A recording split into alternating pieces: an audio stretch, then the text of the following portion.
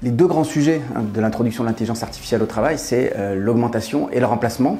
Mais il y a aussi un troisième sujet, c'est la domination. Alors le remplacement, c'est l'idée qu'on n'a plus besoin de conseiller. Parce que l'intelligence artificielle ferait mieux ou une performance comparable ou quelque chose qui est moins bien mais moins cher. On se rend compte que les clients, ils ont besoin d'être réassurés par un humain parce qu'on est programmé depuis des milliers d'années pour apprendre à se faire confiance en regardant l'autre. C'est ce qu'on appelle la crédibilité faciale. C'est le fait que je vais chercher la confiance pas seulement dans les contrats, pas simplement dans la description de l'offre, pas simplement dans les garanties, mais tout simplement parce que la personne qui me les explique, j'ai envie de lui faire confiance. Donc ça va être évidemment une limite à l'idée du remplacement.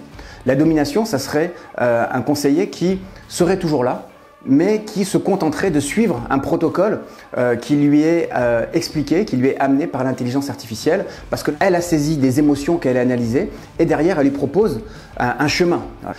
Et là, on aurait un conseiller qui serait toujours là, mais qui aurait l'assentiment de ne pas apporter grand-chose comme valeur ajoutée.